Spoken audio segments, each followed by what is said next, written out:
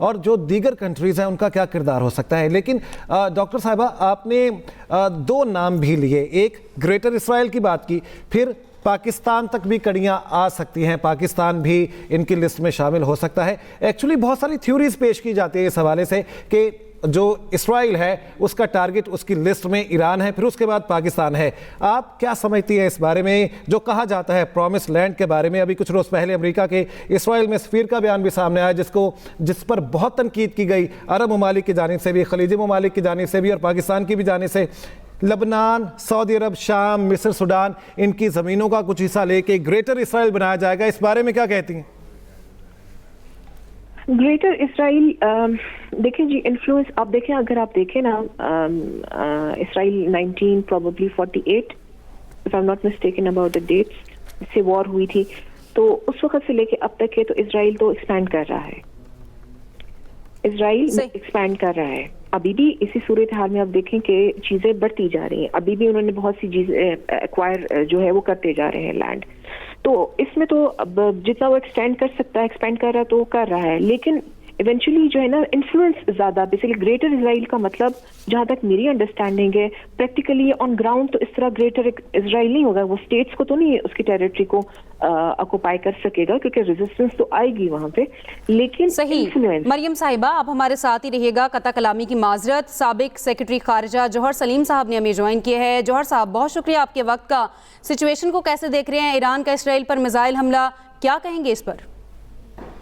जी बिल्कुल, अब देखें ये सारा कुछ वो एक्सपेक्टेड उसके तहत ही हो रहा है, बल्कि अभी जब ये मिसाइल्स दागे गए थे उस वक्त क्लियर नहीं था कि मिसाइल्स उन्होंने कहाँ पे दागे हैं। तो मैंने यही कहा था कि उनकी पहली जो है रिटेलिएशन वो इसराइल के खिलाफ होगी, वो अमेरिकन बेसिस को हिट नहीं करेंगे। हालांकि अभी तो अमेरिका भी अनाउंस कर चुका है कि वो भी जो ये इसराइल का और अमेरिका का मुश्तरका ऑपरेशन है, लेकिन वो इसलिए नहीं हिट करेंगे फर्स्ट जो है फेज में, क्योंकि वो रिस्क उसमें बहुत ज्यादा है ईरान के लिए।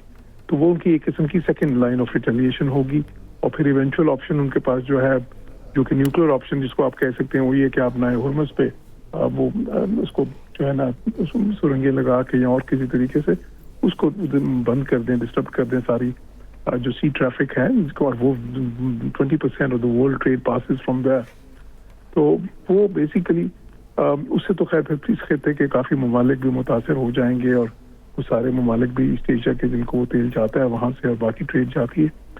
लेकिन अभी फिलहाल के लिए उन्होंने जाहिर है उनकी पहली जो होती है, अगर उनके स्ट्राइक्स हों तो सबसे पहले उनकी रिटेलिएशन होती है वो इसराइल पे ही मिसाइल्स फेंकते हैं। अब इसराइल में हमें पता है कि इसराइल के पास वो 3 किस्म के सिस्टम्स हैं, आयरन डोम है, डेविड स्लिंग है, फिर एरो मिसाइल्स हैं, 3 लेयर डिफेंस है उनकी, मल्टी लेयर, बल्कि शायद इससे भी ज्यादा उन्होंने लेयर ऐड की हैं। तो को 95% तक तो रोक लेते हैं। तो लेकिन जो 5% वहां पे या उससे कुछ कम वहां पे गिरे थे पिछली बार, उन्होंने भी खासा नुकसान वहां पे किया था, और वो जाहिर उसका एक कॉस्ट है। तो इसराइल लेकिन अगर वो इन्होंने मुश्तरका अटैक किया है अमेरिका के साथ मिलके, जो कि एक्सपेक्टेड था, मैं तो 1 महीने से ये कह चुका था कि ये स्ट्राइक्स होंगी, तो फिर वो इस कॉस्ट को बेयर करने के लिए तैयार हैं इस वक्त। और इस बार जो है वो पिछली बार तो उन्होंने डैमेज की थी इनकी न्यूक्लियर साइट्स और मिसाइल साइट्स, इस बार तो वो जो है रिजीम चेंज की बात भी कर रहे हैं। लेकिन मेरा अंदाजा है कि ये रिजीम चेंज का वो कह तो रहे हैं, लेकिन ज्यादा उनका हदफ जो है वो फिर वही होगा। पहले तो इनके एयर डिफेंस सिस्टम तबाह करेंगे जो पहले भी उनके काफी हद तक डैमेज ही हैं, फिर उसके बाद वो मिसाइल साइट्स, न्यूक्लियर साइट्स, और फिर कुछ कम्युनिकेशन सेंटर्स वगैरह, ताकि वो रिटेलिएट उस तरह से ना कर सके। टारगेटेड स्ट्राइक्स की होंगी ज्यादा। तो इसमें जो सीक्वेंस ऑफ इवेंट्स है बदकिस्मती से वो कोई अनएक्सपेक्टेड नहीं है, वो बिल्कुल यही जो है ना एनालिस्ट और ऑब्जर्वर्स बिल्कुल इसी तरह एक्सपेक्ट कर रहे थे, उसी तरीके से ये चीजें हो रही हैं। लेकिन इससे इस खत्ते के अमन और सलामती को तो खतरा लाहक हो गया है, और जो इस खत्ते की इक्तिसादियात है और बल्कि दुनिया की अब जो इक्तिसादियात है, अगर ये तवालत इख्तियार करता है ये कॉन्फ्लिक्ट, तो उसको भी खतरा एक लाहक है। सही। जौहर सलीम साहब, खारजा महाज को आप बड़ी अच्छी तरह समझते हैं, पाकिस्तान के साबिक सेक्रेटरी खारजा रहे हैं।